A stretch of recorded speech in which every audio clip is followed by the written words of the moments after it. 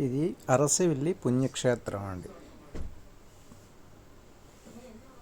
పర్వదినాలలో చాలా రద్దీగా ఉంటుంది. ఈరోజు శ్రీకూర్మం జాతర జరుగుతుంది. దానివలన మొత్తం అక్కడికి ఇక్కడికి జనాలు ఫుల్ బందోబస్తుతో వచ్చారు. ఎందుకంటే జాతరలో అక్కడే వంటలు చేసుకొని, అక్కడే వండుకొని, అక్కడే తిని, అక్కడే నైట్ గడిపి ఆ తర్వాత ఇంటికి వెళ్తారంట. అక్కడ జాతర విశేషాలు అవి. కానీ ఇక్కడ సూర్యనారాయణమూర్తికి దర్శనానికి అక్కడికి వెళ్ళే వాళ్ళందరూ ఇక్కడికి వస్తారు. అలాగే సూర్యనారాయణమూర్తిని కూడా దర్శనం చేసుకొని వెళ్తూ ఉంటారు. చాలా రద్దీగా ఉంటుంది. ఆంధ్రప్రదేశ్లో ఏకైక సూర్య దేవాలయం శ్రీకాకుళం జిల్లాలో అరసవెల్లిలో వెలసి ఉన్నారు ఈ స్వామి. చాలామంది వస్తారు. ఎన్నో గ్రామాల నుంచి, ఎన్నో ఊర్ల నుంచి, ఎక్కడెక్కడి నుంచో వస్తారు ఈ స్వామిని చూడడానికి. అయితే ఇది చాలా మహిమాన్వితమైన క్షేత్రం అండి. ఇక్కడ సూర్యనారాయణమూర్తి చాలా విశేషమైన పూజలు అందుకుంటూ ఉంటారు. దేవాలయానికి ఎదురుగా తూర్పు వైపు ఒక కోనేరు ఉంటుంది. ఆ కోనేరు పక్కని రావి చెట్టు ఉంటుంది. ఆ రావి చెట్టు దగ్గర శివలింగం ఉంటుంది. అక్కడ వీళ్ళందరూ దీపాలు పెడుతున్నారు. చూసారా, చాలా ఎక్కువ మంది వచ్చారు. చూసిన వాళ్ళు చూస్తున్నారు, వెళ్ళిపోతున్నారు. వచ్చిన వాళ్ళు వస్తున్నారు, దీపాలు పెట్టే వాళ్ళు దీపాలు పెడుతున్నారు. ఇంకా రద్దీ, ఇంకా లోపల అడుగు పెట్టడానికి జాగా లేనంత పరిస్థితిలో ఉంది. అయితే ఈ స్వామికి ప్రతి రథసప్తమికి ఒక వింత జరుగుతూ ఉంటుంది. అదేంటంటే స్వామివారి పాదాల మీద ఒక 10 నిమిషాలు సూర్యకాంతి పడుతుంది. ఇక్కడ విశేషం అన్నమాట. ఈ దేవాలయంలో అది చాలా పెద్ద విశేషం. చూసారా, బయట మెయిన్ రోడ్ కూడా ఖాళీ లేదు.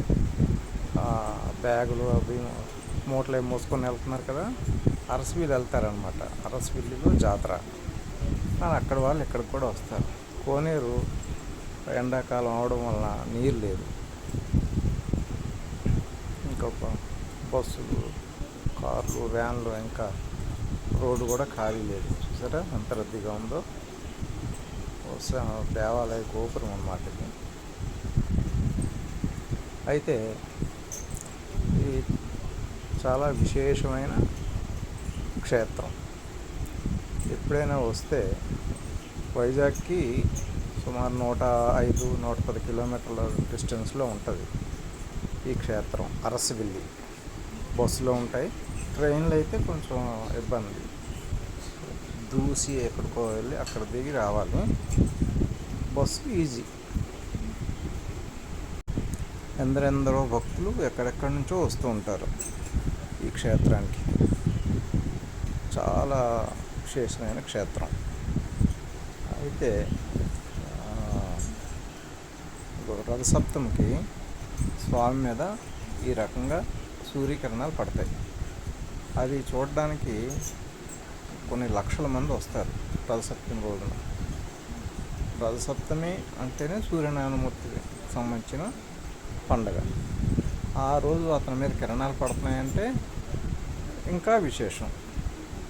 అందువల్ల చాలామంది వస్తుంటారన్నమాట ఈ విశేషం చూడడానికి. ఇది చాలా మహిమాన్వితమైన క్షేత్రం. ఎప్పుడైనా ఎవరైనా రావాలి అనుకుంటే ఆదివారం చాలా రద్దీగా ఉంటుంది. మిగిలిన రోజుల్లో కొంచెం ఫ్రీగా ఉంటుంది. రథసప్తమి నాడు అయితే అసలు అడగక్కర్లేదు, చాలామంది జనం ఉంటారు.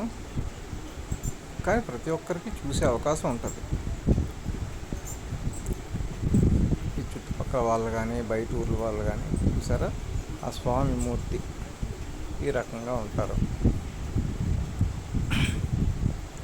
ఎవరైనా రావాలి అనుకుంటే వచ్చి దర్శించి ధరించండి. జై సూర్యనారాయణ. సూర్యనారాయణమూర్తిని దర్శనం చేసుకున్న తర్వాత మీరు శ్రీకూర్మం కూడా వెళ్ళొచ్చు. శ్రీకూర్మం ఇక్కడికి 15 కిలోమీటర్లు ఉంటుంది. అది కూడా విశేషం ఏంటంటే మొత్తం భారతదేశం మొత్తం మీద శ్రీకూర్మం అంటే కూర్మం తాలూకా గుడి.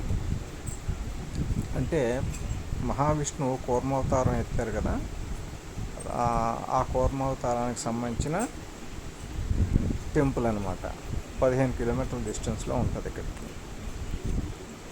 అది కూడా మహిమాన్వితమైన క్షేత్రమే.